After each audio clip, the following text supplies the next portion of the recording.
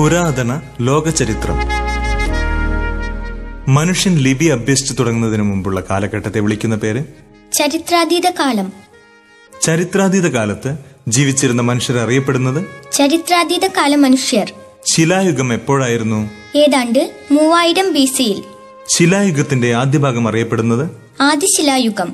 ആദിശിലായുഗത്തിന് തുടക്കം കുറിച്ചത് ഏതാണ്ട് 2 ദശലക്ഷം വർഷങ്ങൾക്കു മുമ്പ്. ശിലായുഗം എന്ന പേര് ഉണ്ടായതെങ്ങനെ?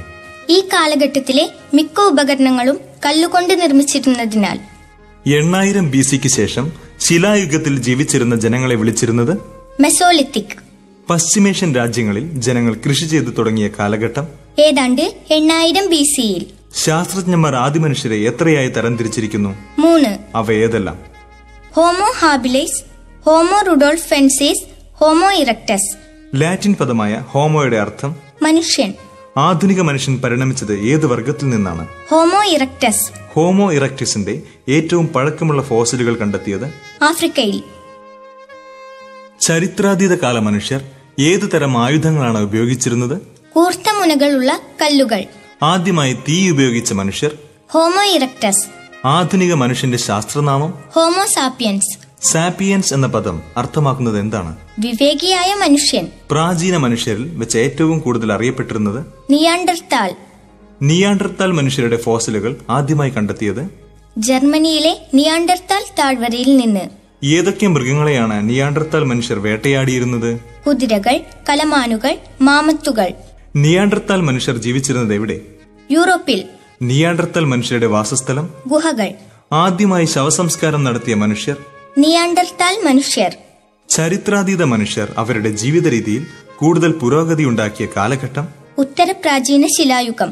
ഉത്തരപ്രാചീന ശിലായുഗത്തിലെ അറിയപ്പെട്ട മനുഷ്യവർഗം ക്രോമഗ്നൻസ്. കല കൂടുതൽ അഭിവൃദ്ധി പ്രാപിച്ച കാലഘട്ടം ഉത്തരപ്രാചീന ശിലായുഗ കാലഘട്ടം. ഉത്തരപ്രാചീന ശിലായുഗ കാലഘട്ടത്തെ മിക്ക ചിത്രങ്ങളും എന്തിനെക്കുറിച്ചുള്ളതായിരുന്നു? മൃഗങ്ങളെക്കുറിച്ച്. ആദിശിലായുഗത്തിലെ കലാകാരന്മാർ ഉപയോഗിച്ച 3 അടിസ്ഥാന നിറങ്ങൾ ഏതെല്ലാമായിരുന്നു? കറുപ്പ്, ചുവപ്പ്, മഞ്ഞ. ഏത് കാലഘട്ടത്തിലാണ് ചരിത്രാതീത മനുഷ്യർ പുതിയ സ്ഥലങ്ങളിലേക്ക് വ്യാപിച്ചത്? ഉത്തരപ്രാചീന ശിലായുഗത്തിൽ.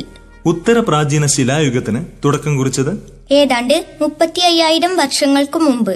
ചരിത്രാതീത മനുഷ്യരെ കുറിച്ചുള്ള അറിവിന്റെ ഉറവിടം ഏതാണ്? മനുഷ്യ ഫോസിലുകൾ. മനുഷ്യ പരിഷ്കാരത്തിന്റെ വളർച്ചയിലേക്കുള്ള പ്രധാന ചുവടുവെപ്പ് കൃഷിയുടെ വികസനം. മനുഷ്യ സംസ്കാരത്തിന്റെയും മനുഷ്യ പ്രകൃതിയുടെയും ശാസ്ത്രീയ പഠനം അറിയപ്പെടുന്നത് നരവംശാസ്ത്രം. പുരാവസ്തുവിന്റെ കാലപ്പഴക്ക നിർണയത്തെ വിളിക്കുന്നത് എന്താണ്? ആർക്കിയോമെട്രി.